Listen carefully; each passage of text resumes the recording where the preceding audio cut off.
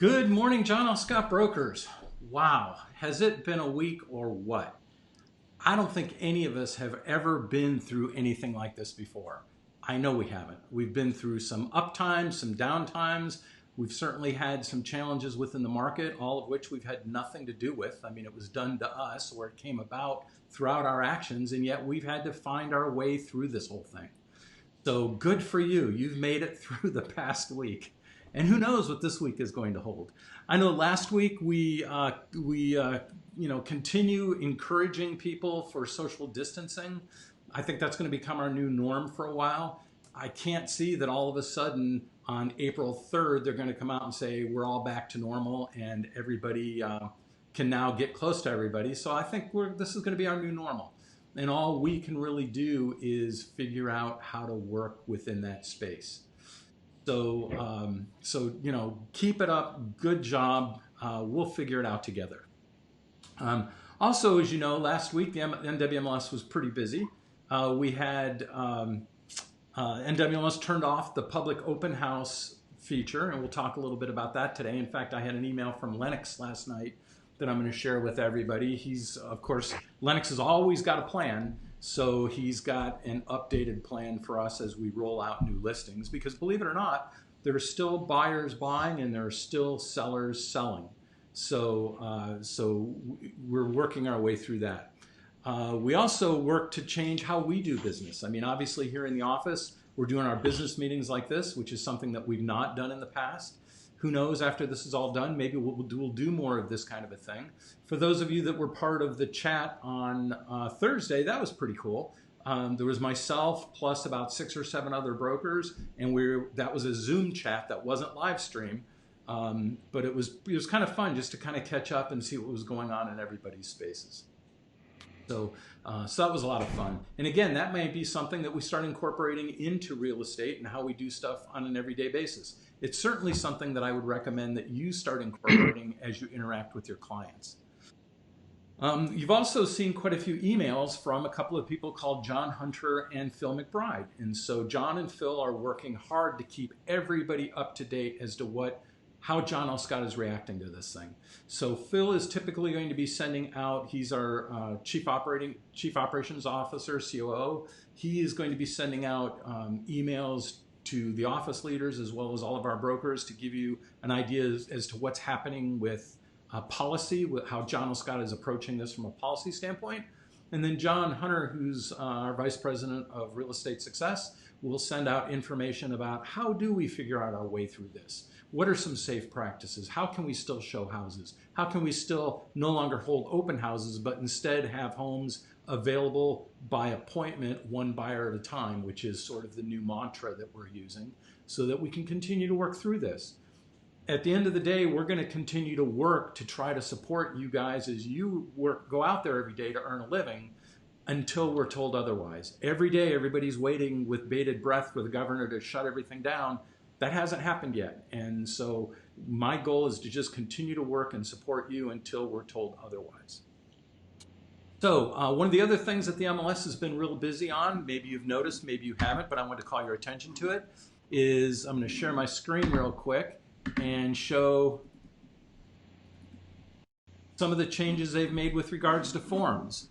So what they've done is they've gone in and changed some of the fields.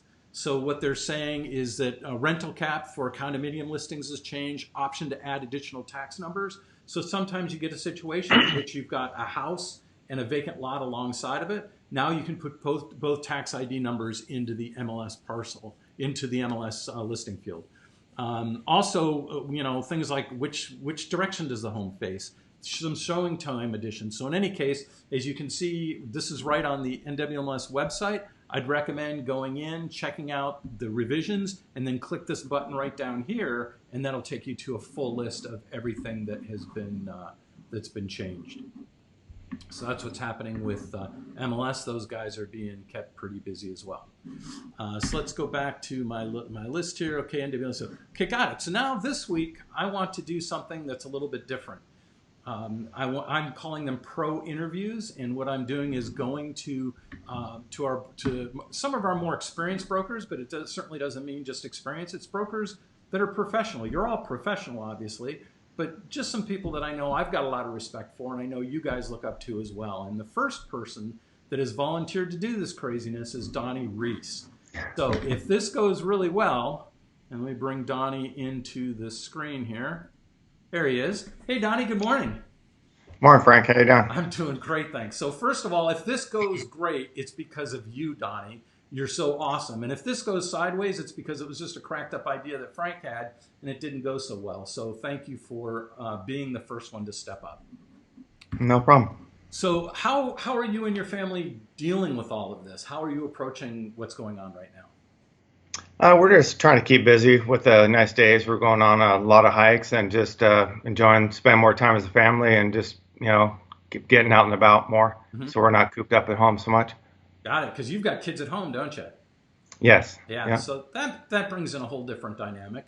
So and part of this interview, so I don't want to scare anybody away. If this goes well, I'd like to ask other brokers to participate as well. What I do is I send out a list of about 9 questions, and I'm going to try to keep to those questions, although I already broke the rule and asked them a different question, because I don't want to. My goal is not to bushwhack one of you. It's just to give you an opportunity to tell your story, so that other brokers are able to see how you're dealing with stuff. So let's start right off the top. How long have you been in real estate, Donnie? This is going on 17 years now. Wow. Have you seen anything like this before? I think I think 2007 is real similar to what we're experiencing now. We're going to be experiencing, I guess. Just for the amount of, you can see the more inventory starting to come on the market, and then the buyers are kind of like holding back right now. And we've just got to take our hint from them, don't we? We can't go any faster than buyers want to go, or sellers, and they're going to choose whether they want to participate in this market or not, without a doubt. When you were a little kid, so this is kind of a fun question. When you were a little kid, maybe as the same age as your kids are now, what did you want to be when you grew up? When I was a little kid, I was big into all these different sports, so I think I wanted to be a professional football player. But once I hit the high school age and realized I don't got the height or weight, so I had to change my plans. Nice. Professional football, that'd have been cool, but then I wouldn't have got to know you. So, I don't hang with professional football players. Okay. Yeah. What got you started in real estate?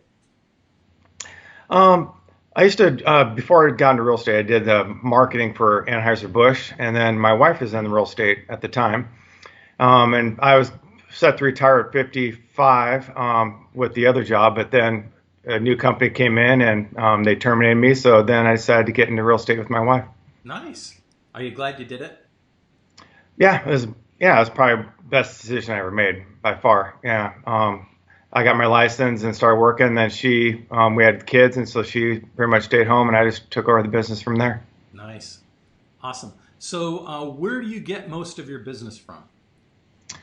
I get probably about 70% from referral and friends, and then another 25% from a lead generator, and then 5% is probably just miscellaneous. Mm-hmm. Okay, and how do you stay in touch with your clients so that they refer stuff to you? Especially in today's world, I think you have to be in contact because there's so many other people that will be in contact with them if you're not. I try to make it a point every day, at least call 3 to 5 clients, just to to me, you just got to be in contact with them one way or the other. Mm-hmm. Boy, that's the name of the game. And certainly over the next couple of weeks, you're going to know where your clients are, don't you? Oh, yeah, definitely. So what is your favorite John L. Scott tool? I like the CRMs that they send out, and I also like I'm sorry, I just drew a blank. The CRMs, and then also like how they, for the, why am I drawing a blank? For the market analysis. Oh, market. Yeah. Like when you say market analysis, would it be buy side, or would it be the cloud CMA or the cloud CMA? Yeah, I think it's just real quick and easy. You could whip one out in 20 minutes, which is nice. And it's all my clients seem to like it very well because it has all the pictures of all the other houses, so they can get a better detail from when I used to do it through the MLS. Got it. So do you send that cloud CMA out as an unsolicited CMA? I have before, but also I like more meet them in person when I do it. But I have sent them out and to CMA for people just give them an idea. Hmm. Nice. Well, and as you know, last week we talked about the new tool within the NWMLS that makes it easier to, after you go through and do your search in the MLS, to import it right into Cloud CMA. So that's a pretty cool addition that the MLS did Right. for us. So, what is your favorite non-John L. Scott tool? Probably my lead generator. I just think that it just does everything for me. I just out it has to make the calls, but it sends out CRMs for me. It sends out automated text. Um, that's that's just a good way for me to keep in because I can't just keep up with this, so it just generates it for me. Hmm. Okay. So, what advice would you give? Let's say one of your kids wanted to get into real estate, or a niece or a nephew or something. What advice would you give to them just starting off? Just starting off, I think like what John Scott hits pretty well, you have to have a database. You have to get people in there, and you have to be in contact. I would join definitely outside organizations where it's like a Lions Club or some along with just be engaged in the city, be interactive with other people that's out there. I think that's the best way to generate leads Mhm. and get to know people and build your database up. It's almost like friend to friend instead of stranger to stranger, right? Right, exactly. Nice. Yeah. What advice would you give an experienced broker who has found themselves in a rut with no business? Because we're all there, right? Every day we Right. start ourselves out trying to restart ourselves. What advice would you give to an experienced broker who finds himself down? Yeah, and I think being in business for 17 years, you go through different times and hardships in your experience with your work. The best thing you can do for when you're in a rut, you just got to keep on pounding the pace. You got to keep on doing everything consistently, whether it's making your calls, whatever your system is. You just got to continue that. Just not get off the chart with it. Just focus on it and just keep on plugging away at it. That's the only way you're going to get out of the rut Mhm. because it's so easy to get sidetracked out of your rut. So you just got to keep plugging away what works, and when it doesn't work, you just got to keep on going because eventually it will again. Agreed. And are you continuing to make those calls even now during the COVID times? Yes, I am. Okay. Yeah. Awesome. Good. And then what do you do to reset yourself? Because as you say, you've been in the business for 17 years. You've seen ups and downs. Certainly you've had personal ups and downs. What do you do to get yourself going again when you find yourself in a rut?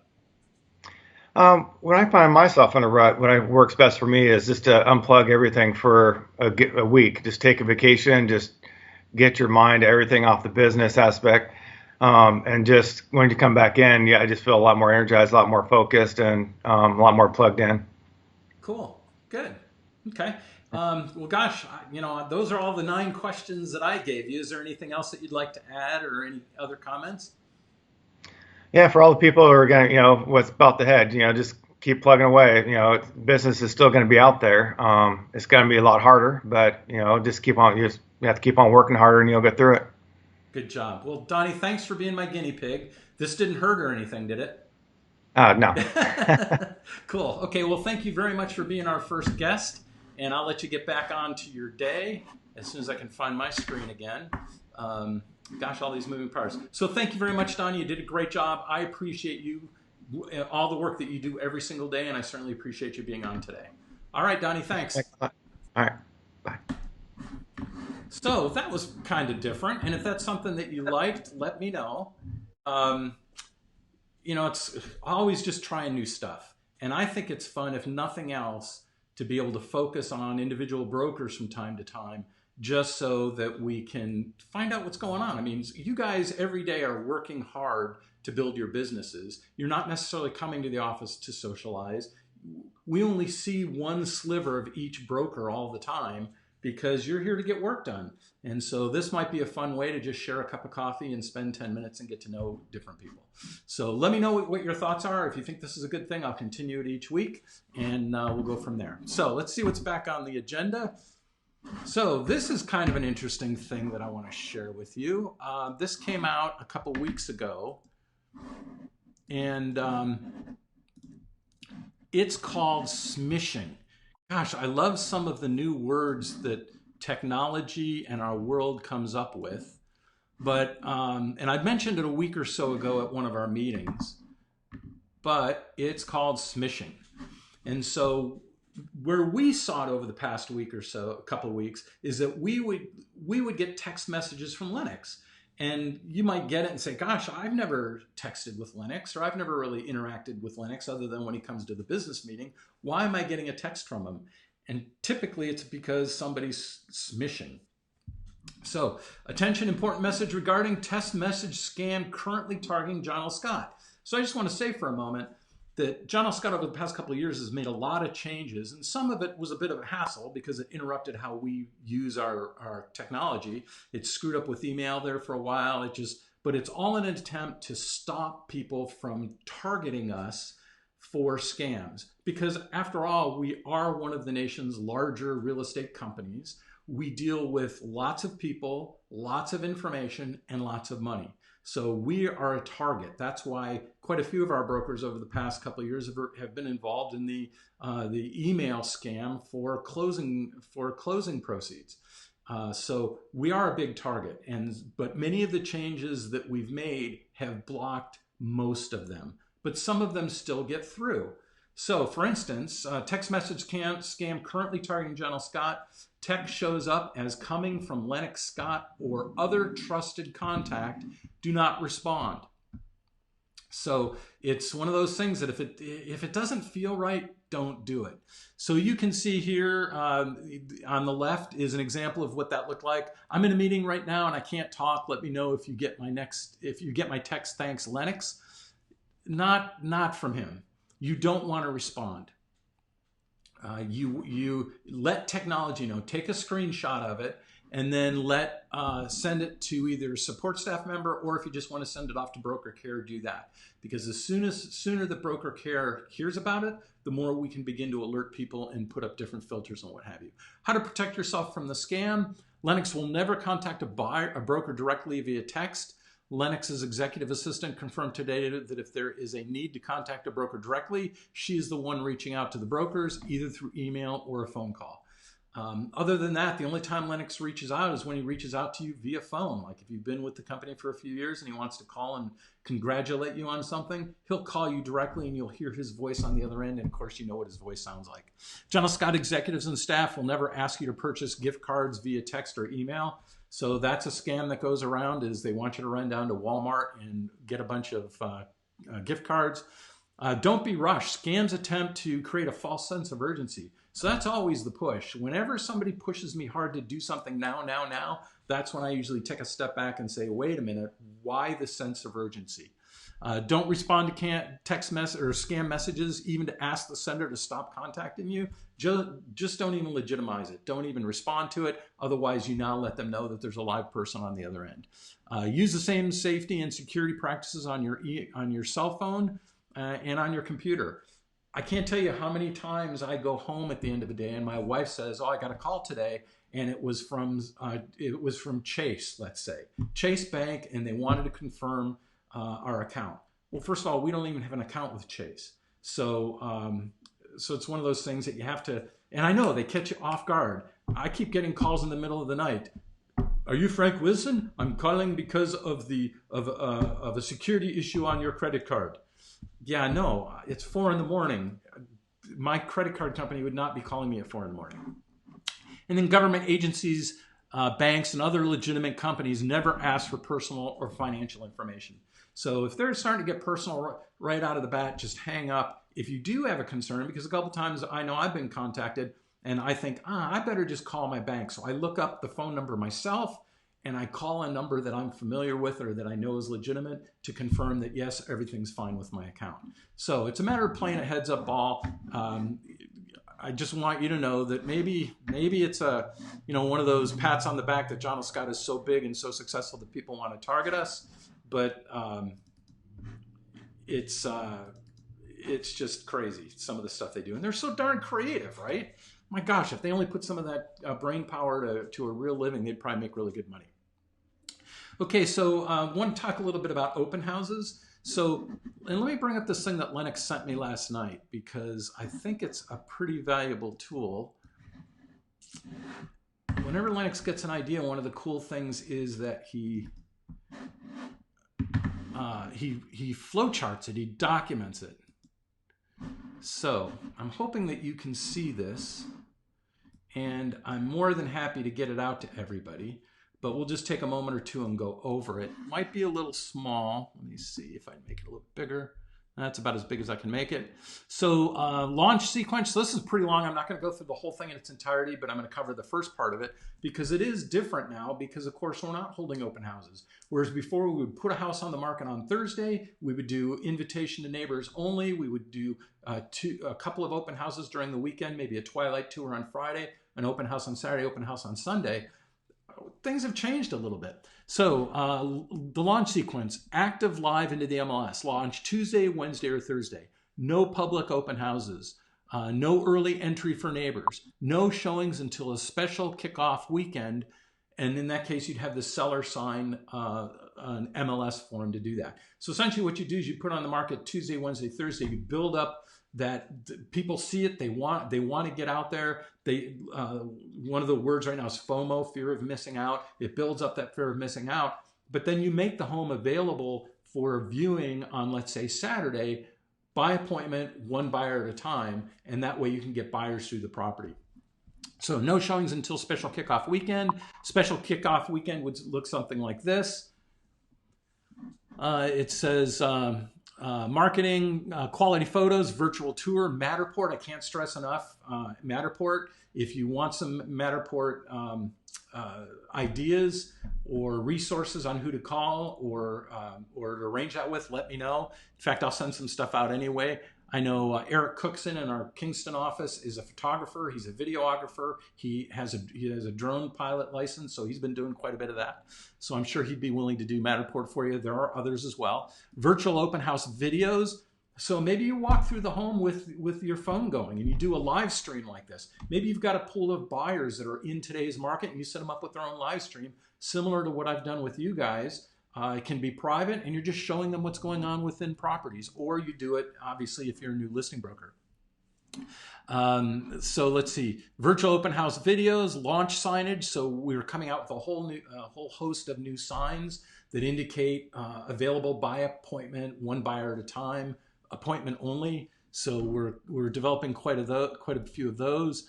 Home visible on the website, so make sure you get them out there. Get all 30 pictures that are available on the MLS. You can put there's no limit as to the number of photos or videos you can put on your John L. Scott website, so make sure those get out there.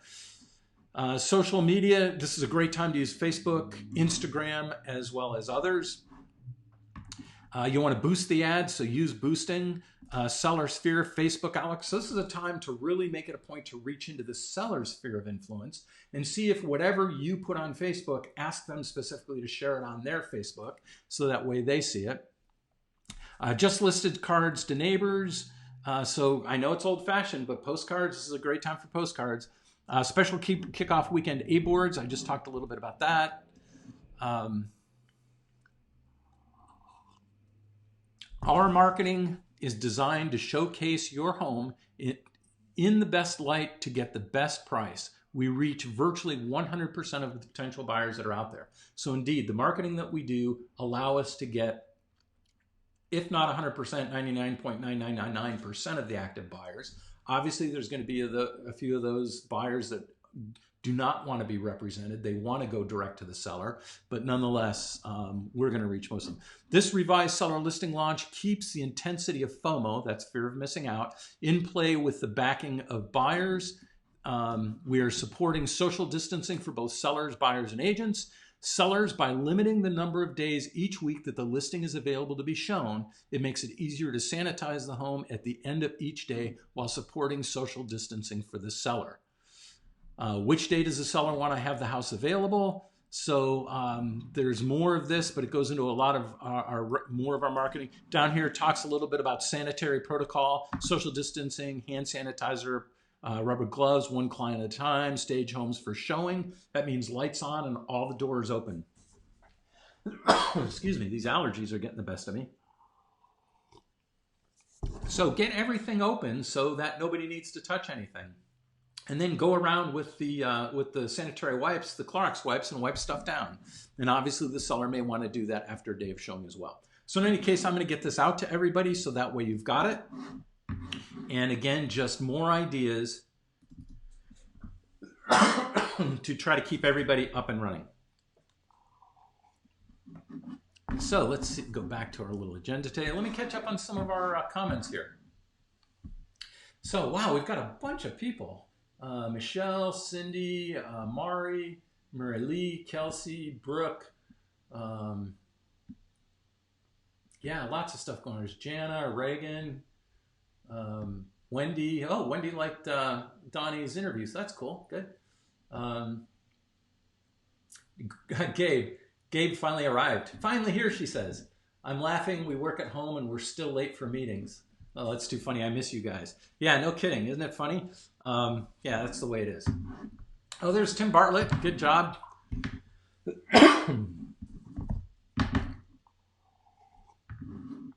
So I promise this isn't about sitting here and watching Frank drink his tea. So we're not doing, okay, continue to find ways to conduct business. So that's the challenge today. It's just finding ways to get out there and conduct business. Being creative, because there are still buyers buying, there's still sellers selling. I talked with Jen on Sunday, and she said that there were quite a few of you here on Saturday, as well as we had a client or two come through the front door. Sunday was dead. So just a heads up, we may consider not being open on Sundays. It just doesn't make sense to get staff out here and expose, but we're coming up with a plan on that, and I'll keep you in the loop on that. So let's see. Next on our list, continue to find ways. Okay, NWS Forum 22FM. So this came out, I think it was on Thursday, and I wanted to spend a couple of minutes. Let me go back here to my screen share, and let's find that document. I think I'll close that for now. No, we'll cancel.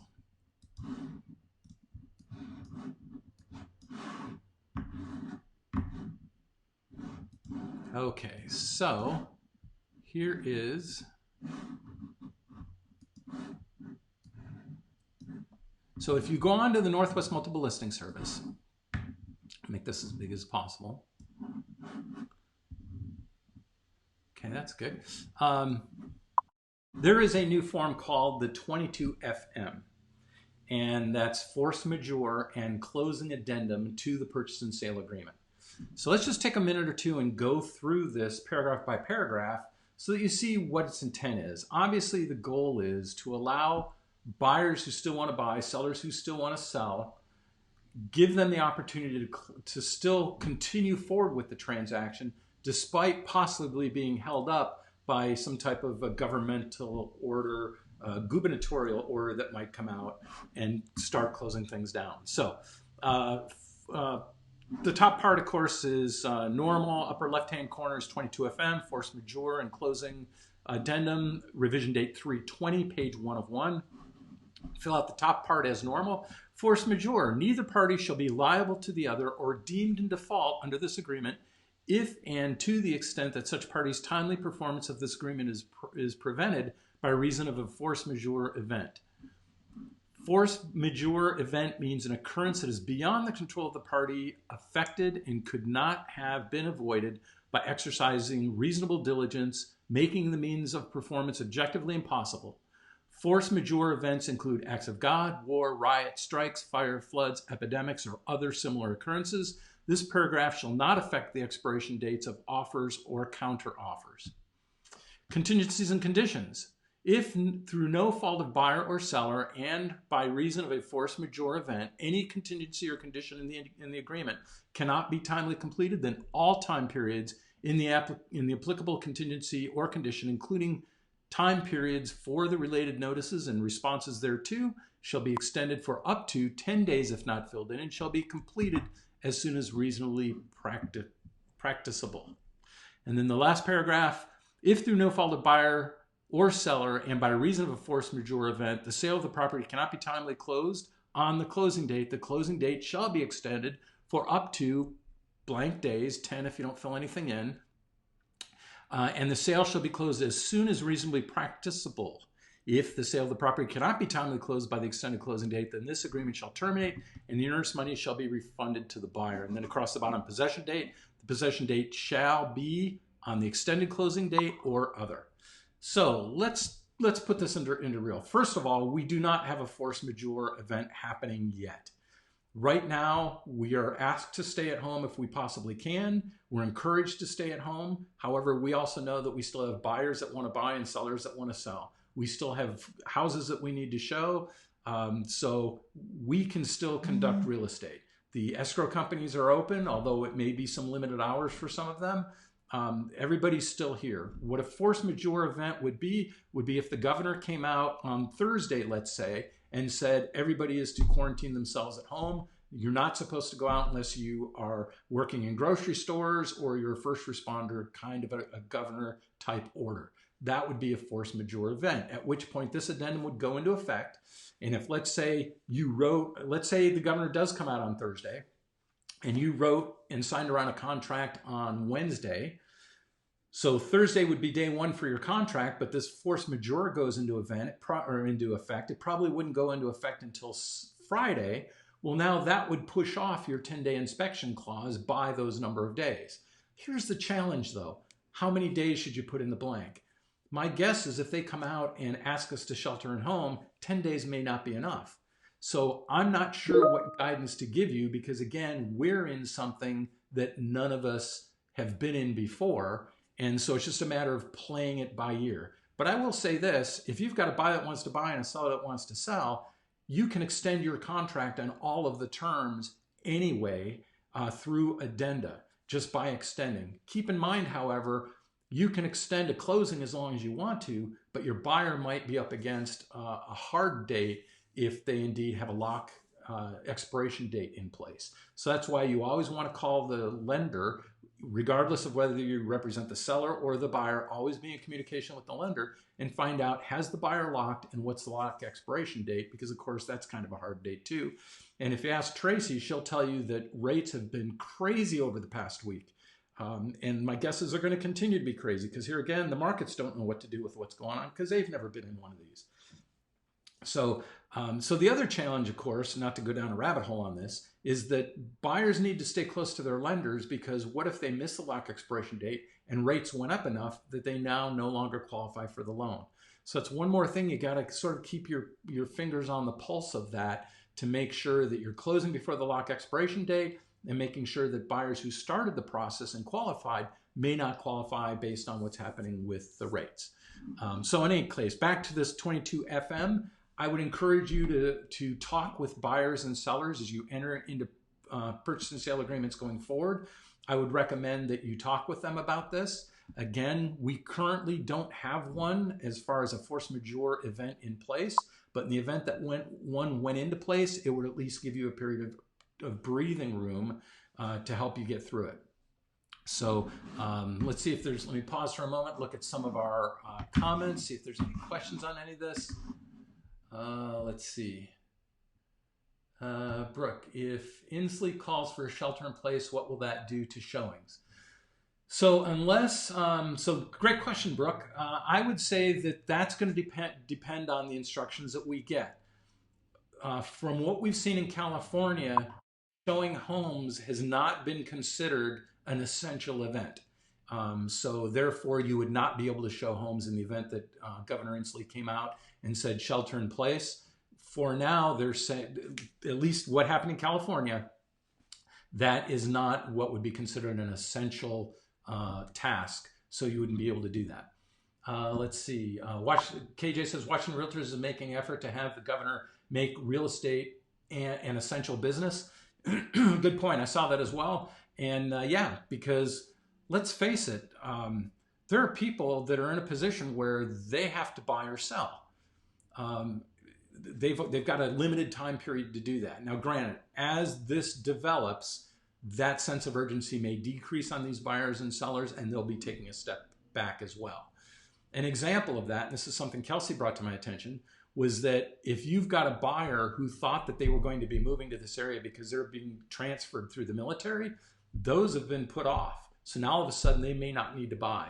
Sellers who are in the middle of a sale Now, Department of Defense came out and said, we're not going to be doing any transfers, but they're already under contract. Now what happens? So it's a matter of working through each of those one transaction at a time, trying to meet the needs of clients and look to extensions, look to other means to help try to keep the transaction together. So let's see, Brooke, I know construction is considered essential, so it would make sense. Well, it may or may not be the case. I mean, plumbers, probably pretty essential from a health and safety standpoint, but building a house that is 2 days into construction, you know, that's going to be up to the governor, not up to me, obviously. Yeah, hard to say. All we can do is look for that guidance and know that right now your realtor dues, side note, if you haven't paid your realtor dues, please do so. But know that your realtor dues right now are at work for you, as the Washington Association of Realtors and the National Association of Realtors are working hard to represent us as legislative decisions are being made to try to include our industry and our concerns. Let's see. Karam says, amazing form. Are there any reasons why I shouldn't use this form in every transaction, even after all this craziness? Well, maybe, maybe not. I mean, again, there's no one form that I would tell you to use every time. I mean, Form 21 is pretty obvious. But so how about this scenario? What if a seller is in a transaction with buyer number one and they just want buyer number one to go away because they love buyer number two better? Well, all of a sudden they could say, well, gosh, I'm sorry I had this 22 FM in place because I'd like to get out of the transaction at this point. Now, I get we're not in the business of getting out of transactions. That's not it. But just like any other form, you need to counsel with your buyer or your seller to see if it helps them meet their needs. But I would certainly say you should consider it for every transaction.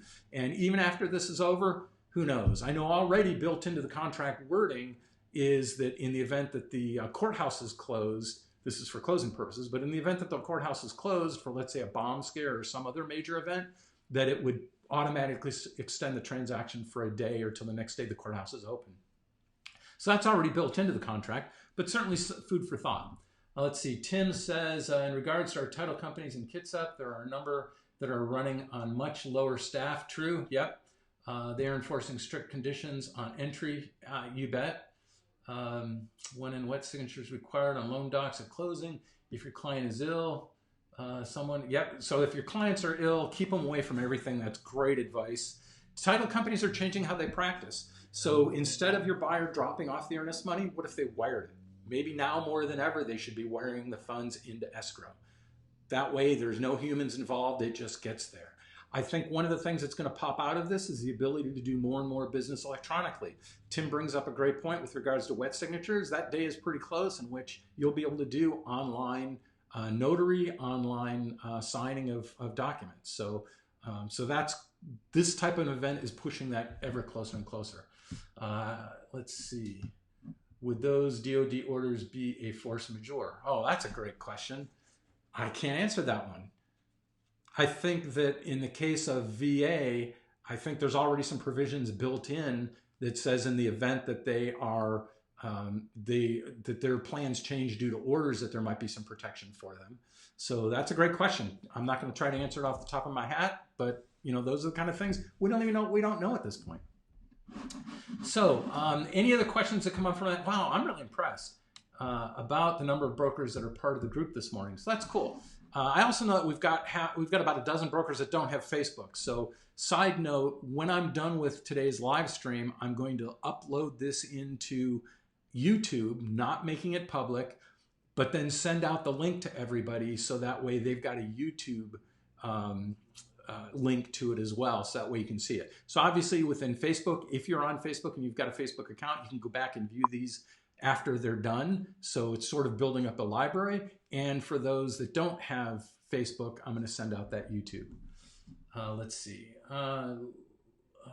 Lisa says, I'm having trouble explaining to sellers why they sell now if all businesses are slow and at risk for closing with 22 hands touching a deal. Yeah, so the point is we're not trying to talk them into one thing or another. If they need to sell, we're there to support them. From an advantage standpoint, I don't know if there's necessarily any advantages to selling now, other than if they need to. It's not a bad time to sell. there's still buyers out there. An argument could be made that maybe not all the buyers are going to see their property because so many buyers, I would guess at least 50% of the buyers have stepped back from the market because they don't need to buy now. So why get out there and do this? So if you're working with a buyer, it's probably not a bad time to be working with a buyer because half the buyers have stepped aside. From a seller standpoint, I don't know that there is an argument that this is a great time to do it. And it might be one of those things that they step back and wait until this insanity cools off a bit. Which sort of goes into a theme that I've been trying to keep alive over the past week or so is, regardless of how much this event slows us down, I hope that by the steps that each of you are taking every day now, that is communicating with your clients, staying in touch with your clients, calling them, emailing them, texting them, setting up a Skype call or a Zoom call, getting close to your clients will set you up so that when we do come back live, after we get through this, you'll get up and running so much faster, and you'll actually have a pent-up seller funnel that's just ready to go, that they tell you, as soon as you're ready, I've got 5 different sellers that want to sell. So that would be my hope for you. And so if they don't, back to Lisa's question, if you've got a seller that's not sure and they don't have an immediate need to sell, maybe they do want to take a step back, but stay close to them so that way when we are ready to go, we're ready to rock and roll. So let's see, I'm going to close that down.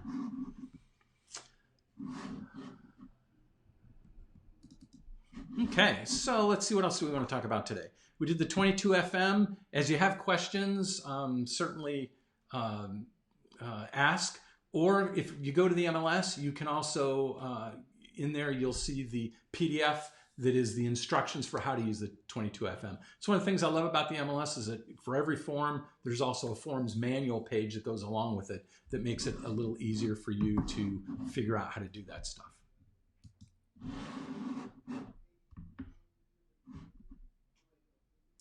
So out of the different mechanisms that I've used over the past week, I've used Zoom, I've used Skype, and I've used this live stream. There are a couple others out there, I'm sure. Zoho is one of them that I used with somebody a week or so ago. So far, Zoom is the easiest to use. The challenge is it's not like you can just Zoom to somebody. You need to set up an appointment with them first. So it's one of those things that you might want to send one of your clients an invite. You could certainly do that. Just set an invite. And if they want to show up for the invite, that's great. That way you have a little bit of face-to-face. I think the face-to-face thing is important because it does keep that connection alive. It does keep the conversation. It keeps the connection. It makes it feel like you're in their space. So it's kind of an emotionally bonding thing, if you will, as opposed to just being on a phone call. This kind of gets you face to face with each other. So I would encourage you to try Zoom. First, try it with your family member, right? If you're in the basement on your computer and your spousal unit is on their computer up in the kitchen, do a Zoom that way. Try it out, play with it. But it's just kind of a fun way to reach out and stay close with your clients. Because at the end of the day, as I mentioned earlier, that's what's going to determine how fast you come out of this V-shaped challenge that we're in. Yes, we were great 2 weeks ago. Now we're not. A day will come in which we're in better shape. It'll help you come out of it a little bit faster. Let's pause for a moment. So Mary Lee was on our Zoom fireside chat, I'm calling it. So Thursday at 9:15, we're going to do another fireside chat. We had myself as well as about 6 other brokers on it. It was great. We're just catching up with each other, seeing how everybody's doing in this time of turmoil. And so I figured I'll do just kind of a free flow one this next Thursday. And then if this looks like something that's going to go on for a while, I'm going to start incorporating some training in it as well. So that way, last week it was just kind of a chat session. This week will be just kind of a chat session. But then if this looks like it's going to go on for a while, which I'm kind of thinking it is, that we'll get into some educational time as well. So Kelsey said she really liked it. Tara, all offers made last week were multiple. Oh, so are you saying that you had multiple offers, Tara? Yeah, see, there's still buyers out there doing stuff. Let's see. There's something above that one. Mari, we still have a backlog of buyers. Yes, we do. I just lost out a multiple offers situation. Then Tara chimes right in. All offers made last week were multiple. Yeah, no kidding. So regardless of what is going on out there in the world, our business is still busy. It's still vibrant. You guys are turning in transactions just about every day. So again, to me, it's not one of these things where we stop. we just practice smarter, because I certainly don't want anybody getting sick. I want you to, do all the hand washing, keep 6 feet away, wash your hands multiple times a day. Even if you don't think you've touched anything, touching your keyboard, wipe down your keyboards, wipe down your phones, wipe down doorknobs, wipe down the steering wheel of your car. Just keep clean. Reagan says multiple offers last week as well. So yeah, it hasn't cooled off. There's still a huge backlog of buyers. And then what did Wendy? Oh, Wendy says, I had multiple offers on my new CBEC listing last week. There you go. It's still cooking, guys. So let's see. Okay, so going forward for this next week, I just want you to know that our office is currently open. Today we've got full support staff here today. That's going to change from day to day and situation to situation. I'm going to try my best to keep the office open, and what I mean by that is the front door is open and support staff here for as long as I possibly can. Obviously, if we have anybody that has any health issues, they're staying home. If they have any concerns of catching anything, they're staying at home. If they have childcare issues, they can stay at home. And when I say it's stay at home, we're really focused on work from home. So they're still going to be on the computer. Ryan, so we did practice work at home last week. And during Ryan's day, he said it was a lot of fun because he was able to get a lot of his stuff done. He was able to get a lot of social marketing ramped up for you guys. And so even though your staff may not be here during a working day, it doesn't mean we're not working. We're at home. Each of them have computers at home. If they don't have a computer, I've told them in the event that we get an order from the governor to just pick up all your desktop stuff and take it home with you. Take home all the John L. Scott equipment you need in order to continue to do business from home. So we're going to be here. Call us if you need anything. Text us if you need anything. Email, Skype, Zoom, any way you want to get a hold of us. So check one more time. I think I'm caught up on the comments. And let me go back to my sheet. I think I've covered everything for today. So I just want to say thank you. Thank you for all your hard work every day. Thank you for sticking with it. Thank you for practicing safe. Thank you for staying away if you're sick. And keep your heads up. Don't feel like you're isolated, because all of us are out there struggling with it every day. Reach out if you do want to chat. I'm available. I'm here. I'm finding myself in this office more over the past couple of days than I have been in months. So reach out. I'm happy to do a share or something with you. And we'll get through this together. There's no reason to feel isolated. So with that, I'm going to say stay safe, stay 6 feet apart from everybody else, and stay healthy. Have a great week in real estate. Find your way.